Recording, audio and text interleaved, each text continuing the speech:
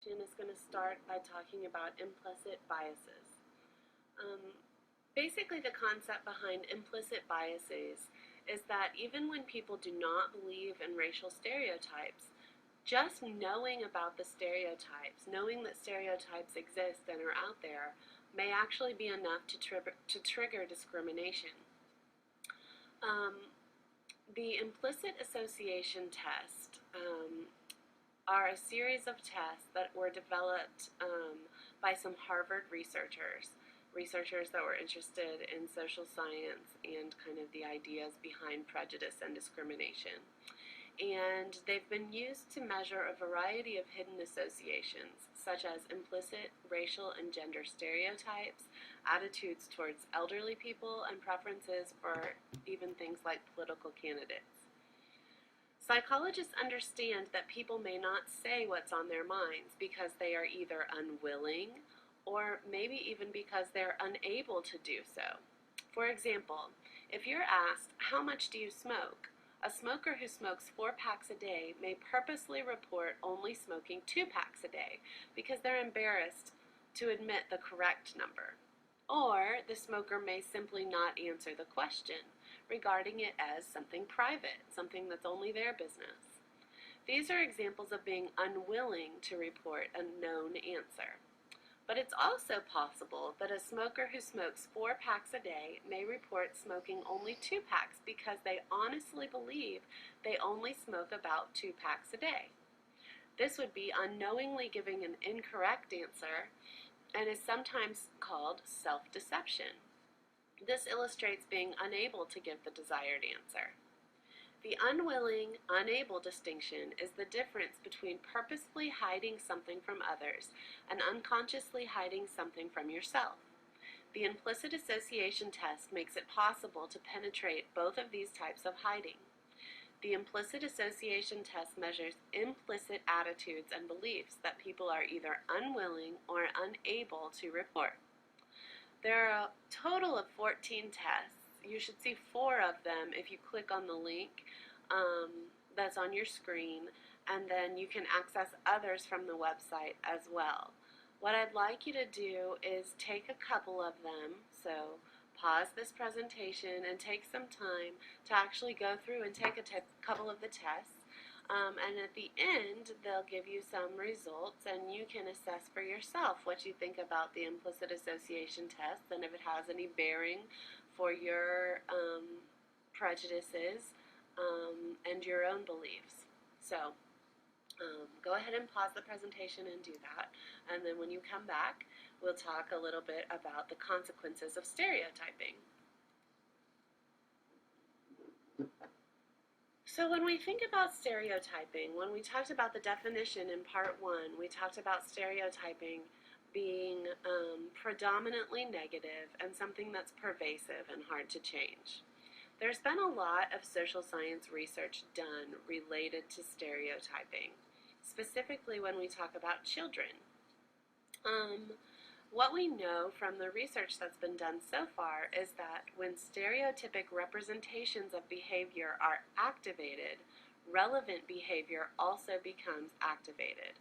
So for example, students in an elementary school classroom were asked to write a story about Tyrone Walker and Eric Walker.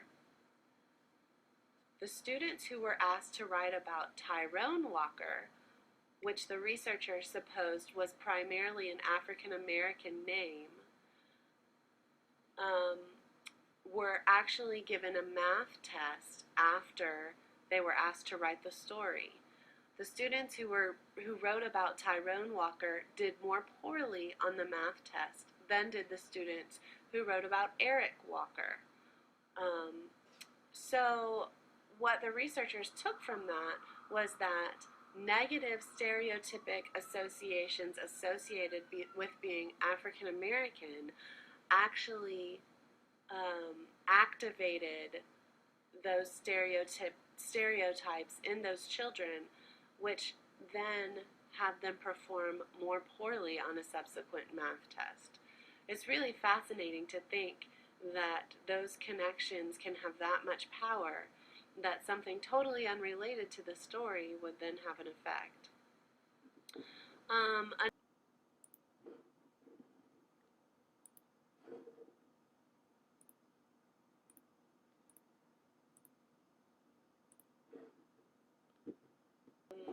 we know that advertisements profoundly influence how people perceive and relate to one another.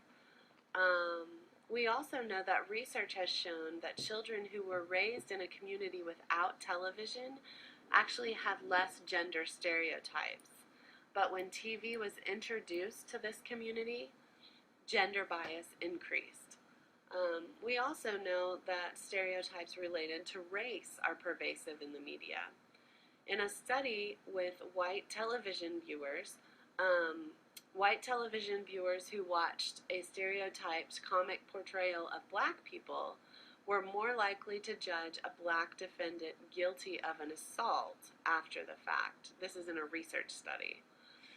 Also, males who viewed movie scenes objectifying women were later more likely to believe that a date rape victim experienced pleasure and got what she wanted, versus males who had not viewed movie scenes that objectified women in the study.